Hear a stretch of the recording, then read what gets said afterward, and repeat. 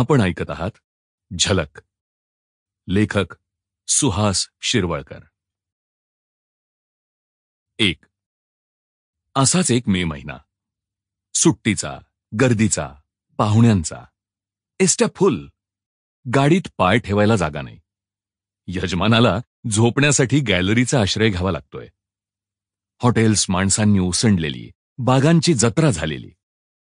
अशाच एका मे महिन्यात टाउन पार्क मधल्या झाडाखाली एक जोडपं कलत्या संध्याकाळच्या निसटत्या प्रेमक्षणांचा आस्वाद घेत स्थिरावलं होतं. जोडप्यातल्या तरुणीची नजर मध्येच सावध होऊन प्ले कॉर्नरच्या प्रवेशद्वाराकडे वळत होती. तिथे तिचा एकुलता एक लहानगा इतर पाहुण्या मुलांबरोबर देहभान हरपून खेळत होता. ज्या अर्थी इतर मोठी मुलं त्याला घेऊन परत आली नव्हती, त्या अर्थी त्या क्षणी तरी तो त्याच्या आईवडिलांना विसरलेला होता. आणि ते खरं होतं. प्ले कॉर्नर हे टाउन पार्कचं अत्याधुनिक वैशिष्ट्य होतं.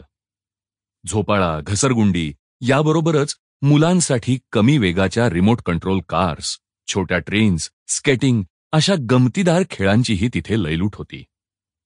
2-3 वर्षांचं ते गोजीरवाणं पोर प्ले कॉर्नर पाहून आधी थक्क झालं होतं. थोडं घाबरलंही होतं. मग त्याच्या सोबत्यांनी त्याला गाडीत बसवलं. एकट्याला पंपम चालवायला दिली तसं ते खुललं. त्याची भीती चेपली. हळूहळू ते सगळ्या खेळांमध्ये हिरिरीने समरस होऊन गेलं. आपले आईबाबा आपली वाट पाहत असतील या सगळ्याच गोष्टींचा त्याला विसर पडला. कुतूहलानं ते सगळीकडे भिरीभिरी पळत बागडत राहिलं. हर्षातिरेकानं त्याच्या तोंडून हसणं आणि किंचाळणं एकत्रित होऊन बाहेर पडू लागलं. तिथे उपस्थित असलेली सर्वच मुलं 12 वर्षांखालील होती. त्यापेक्षा अधिक वयाच्या मुलांना प्ले कॉर्नरला प्रवेशच नव्हता. मुलंच ती. खेळात रंगून जाणार, लहान मुलाकडे दुर्लक्ष होणार. कोणीतरी हरवल्याचं लक्षात आलं की त्याची घाबरगुंडी उडणार. सगळीकडे शोधाशोध होणार. हे सगळं अपरिहार्यच. ते गोजीरवाणं पोरही असंच आपल्या ग्रुपपासून तुटलं. आपल्यासोबत परिचितांपैकी कोणीही नाहीये हे त्याच्या लक्षात देखील आलं नाही आणि पोरही त्याला विसरून खेळत राहिली. आपल्या कोवळ्या लुटूलुटू चालीनं भिरभिरत्या नजरेतून कुतूहल ओसंडत ते पोरगं कार्सच्या मागे धावलं. स्केटिंग करणाऱ्या उत्साही मुलांना त्यानं तितक्याच उत्साहानं अडथळे आणले.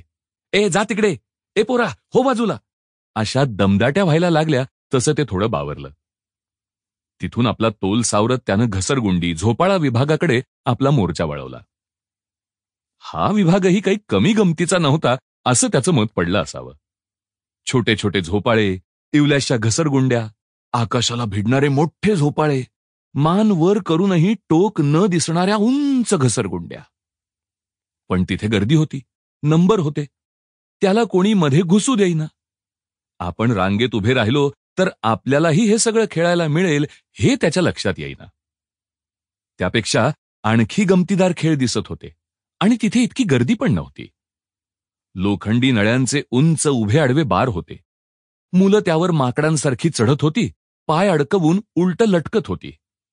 आणि हा पलीकडचं ते जमिनीवरचं गोल गोल मुलांना घेऊन गरगर फिरणारं ते काय होतं ते फारच मस्त होतं. मुलं मुली त्या गोल गोल चाकावर उभी होती. त्यांनी आतल्या गोल दांड्याला हात धरले होते. एखादा मोठा मुलगा पळत पळत त्या चाकाला वेग द्यायचा आणि स्वतः उडी मारून चाकावर उभं राहायचा. मग कोणी न फिरवता देखील चाक सगळ्याच मुलांना घेऊन फिरत राहायचं. ते पोर त्या चक्रापाशी येऊन उभं राहिलं. त्याची आशाळभूत नजर चक्राच्या गतीनं फिरणाऱ्या रंगीबेरंगी मुलांबरोबरच भिरभिरत राहिली. आपल्या इवल्या हातांनी टाळ्या वाजवून ते आपला आनंद व्यक्त करू लागलं. एका मोठ्या मुलाचं लक्ष त्या गोजीरवाण्या पोराकडे गेलं. तो हसला, त्या पोरापाशी आला. वाकून त्याच्या इतकं लहान होत त्यानं विचारलं, तुला भिली भिली कलाचं का? पोराचे डोळे उत्साहानं लकाकले. त्यानं जोरजोरात होकारार्थी मान डोलावली. चल. मोठ्या मुलानं त्या पोराला कडेवर उचलून घेतलं. 2 पायऱ्या चढून तो सिमेंटच्या चौथऱ्यावर आला. ए थांबवा, ह्याला घ्या. 4-5 मोठ्या पोरांनी लगेच खाली उड्या टाकल्या. चालत्या गाडीतून उतरत असल्याप्रमाणे फदाफदा पाय आपटत त्यांनी आपले तोल. Sample complete. Ready to continue?